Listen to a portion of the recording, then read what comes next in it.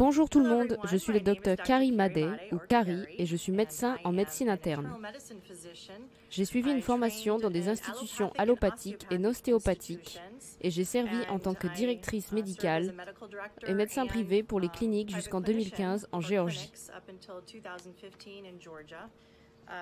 Avant que je commence avec la prochaine vidéo, laissez-moi vous dire que je n'ai aucune connexion ou affiliation ou intérêt dans une entreprise ou gouvernement ou entité et je ne suis pas payé ou remboursé en aucune façon. La liberté. Un couple du Kentucky est actuellement en résidence surveillée parce que l'un d'eux a été testé positif au Covid-19. Ils ne voulaient pas signer le contrat de quarantaine. Ils les ont traités comme des criminels avec des bracelets électroniques à la cheville. Le comté de Broward, en Californie. Les résidents ont maintenant de nouvelles lois qui les obligent à porter des masques à l'intérieur de leur maison. À l'intérieur de leur maison.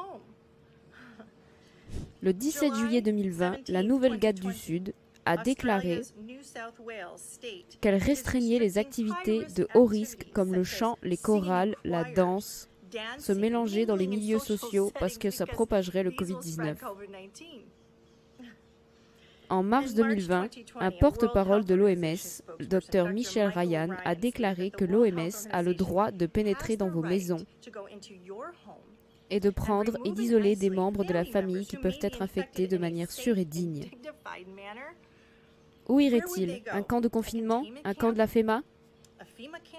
Cela ressemble vraiment à de la propagande utilisée dans les anciennes guerres. Vaccin obligatoire. Le Journal of Ethics de l'American Medical Association, avril 2006, je cite. En outre, il est indifférent que le vaccin soit réellement efficace ou non. Tant que les autorités de l'État sont convaincues que le vaccin obligatoire favorisera le bien-être commun et qu'il constitue un exercice raisonnable et approprié du pouvoir de police. Ce qu'ils disent est qu'ils n'ont pas besoin de prouver, ils n'ont pas la preuve que ça va marcher. Mais ils peuvent vous forcer avec les forces de police.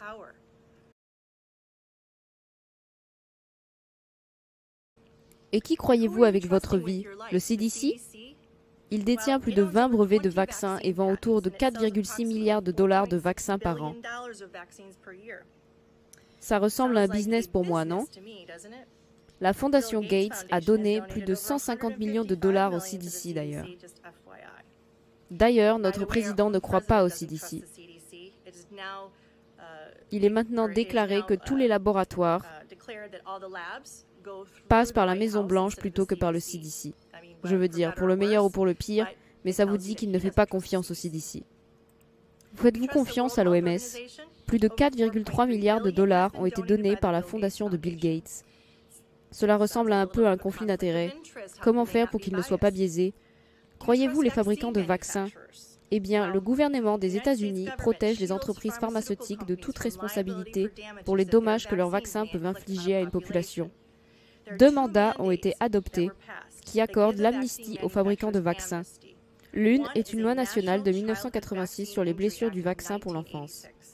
Cela a donné une large immunité juridique pour les poursuites judiciaires contre des blessures causées par des vaccins. Une fois qu'un vaccin est approuvé et mis à la disposition du public, le fabricant n'a pas d'obligation légale pour collecter et analyser réellement les données de sécurité et d'efficacité, et les fabricants ne le sont pas non plus, obligés de mettre à jour des formules de vaccins à la lumière des avances scientifiques. C'est assez incroyable, mais ce n'est pas tout.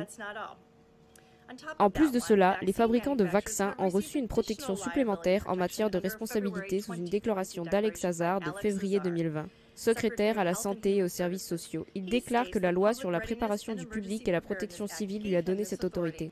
Cela lui accorde l'immunité de poursuite et de responsabilité contre toutes les réclamations de perte pour ceux qui fabriquent, distribuent, administrent, prescrivent et utilisent des vaccins. Comprenez-vous que nous n'avons aucun recours pour tout le mal qui nous est fait. Ce qu'ils essaient de dire est que nous n'avons pas le choix, ils forceront le vaccin sur nous, sans preuve qu'il marchera. C'est expérimental et nous n'avons alors aucun recours. Quelles sont les motivations des fabricants de vaccins pour s'assurer que leurs produits sont sans danger pour nous? Il semblerait rien, n'est-ce pas? Et devinez qui donne l'argent à ces fabricants ou chercheurs? Vous l'avez, la fondation Bill Gates, comme d'habitude. J'espère que vous en comprendrez la gravité. Faites donc vos propres recherches, soyez critiques et sachez que je fais cette vidéo avec le plus grand amour et la paix pour toute l'humanité dans notre monde. Nous sommes beaux et nous méritons d'être sauvés. À la prochaine.